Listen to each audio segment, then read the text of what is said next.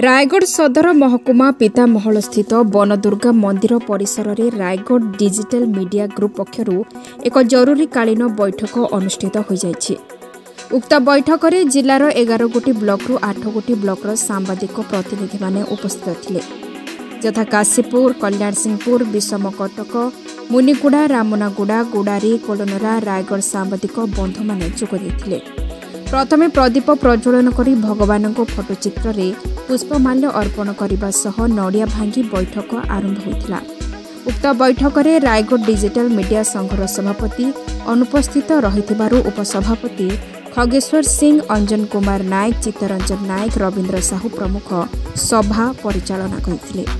एही आलोचना बैठक में गुड़ारी ब्लॉक रु आसिथिबा वयोज्येष्ठ सांबादिक प्रसाद लिमा, मुनिगुड़ारू संजय कुमार नाग, काशीपुर रवि नायक और सत्यनारायण साहू, रायगढ़ सरोज कुमार महापात्र प्रमुख डिजिटल मीडिया सदस्य मानकु जरूरी विषय उपरे आलोचना करने सह मार्गदर्शक भाव में उचित और अनुचित विषय उपरे उपस्थित सदस्य मानकु अवगत कराइथिले। संघ गठन होइछि माने संगठित हेबा, संगठन को सुदृढ़ करबा, संघर सदस्य मानक सुख दुखरे साथ देबा, सांबादिकों समस्या को नहीं जिला प्रशासन और राज्य सरकार को अवगत कराइबा नहीं आलोचना होइथिला।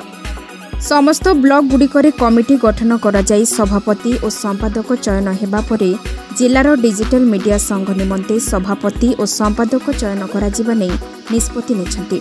एही क्रम रे सिलेक्शन न करी इलेक्शन करा जाऊ बोली निष्पत्ति नेछंती ब्लॉक सांबादिक बंधु माने।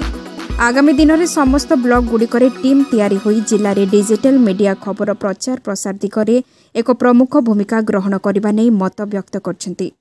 एही आलोचना बैठक में अन्य मानक मध्यरे प्रफुल्ल कुमार बेहेरा, अक्षय कुमार पीड़िसिका, संतोष कुमार बेहेरा, कैलाश चंद्र स्वाई, प्रसाद साहुकार, सुरेश महापात्र एवं गोपीनाथ गौड़ प्रमुख उपस्थित थिले। शेषरे उपसभापति खगेश्वर सिंह सभा समाप्त करने सह उपस्थित सांबादिकों को धन्यवाद अर्पण करथिले। नमस्ते, मु रायगढ़ जिला डिजिटल मीडिया संघर उपसभापति अंजन कुमार नायक। निश्चय आज रायगढ़ में आमर डिजिटल मीडिया महासंघर तृतीय बैठक होता रायगढ़ में। तो आम जिलार 8टी ब्लॉक रो आम डिजिटल मीडिया सांबादिक बंधु मैंने जोग देते।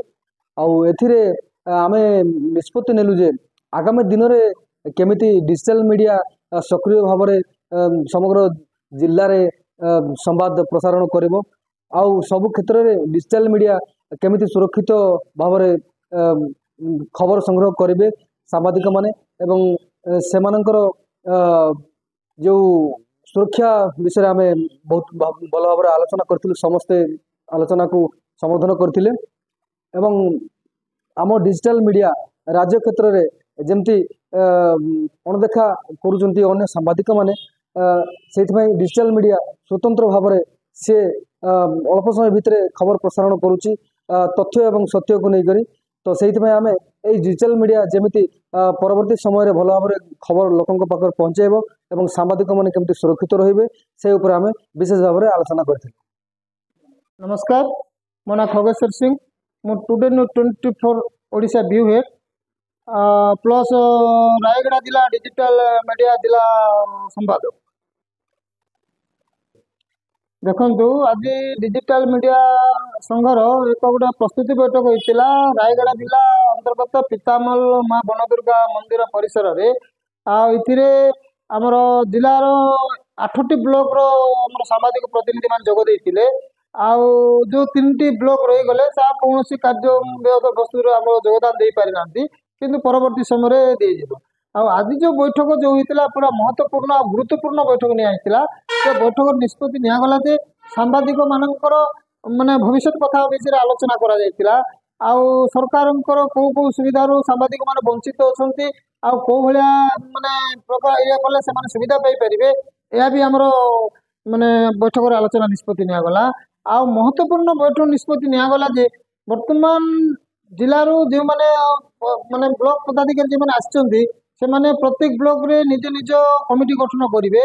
11 ब्लॉक रे कमिटी गठन कर सारा तत्पश्चात रायगढ़ जिले में सभापति और संपादक को से इलेक्शन माध्यम चयन करेंगे नो सिलेक्शन इलेक्शन अरे ये प्रस्तुति माने निष्पत्ति नि जे प्रत्येक ब्लॉक रो सभापति संपादक कमिटी चयन होला परे जिला स्तरीय कार्यकर्ता को जिला सभापति एवं संपादक को से माने इलेक्शन माध्यम माने निर्वाचित करेंगे ये निष्पत्ति आई जो निष्पत्ति को संघर बहु कार्यकर्ता उपस्थित थे समस्त समर्थन भी कर आगामी दिन में यहाँ निश्चय हम डिजिटल मीडिया को भाई आग को जीव या समस्त कार्यकर्ता को माने अवगत करेचु से माने पूरा वर्तमान जो ब्लॉक कमिटी गठन होला परे जिला कमिटी गठन हम वर्तमान जिले जो कमिटी रही वर्तमान जिले जो कमिटी माने जो सदस्य मान रही केवल मात्र काम चलापाई रही आते ब्लॉक कमिटी शेष होला परे से प्रतिनिधि माने जिला प्रतिनिधि चयन करेंगे इलेक्शन माध्यम चयन करेंगे यह संगठन निष्पत्ति नहीं संगठन समस्त कार्यकर्ता भी इच्छुक पूरा सर्वसम्मति कर्म प्रस्ताव रखी पास होती कार्यक्रम आगा दिन चालू रहा वर्तमान आम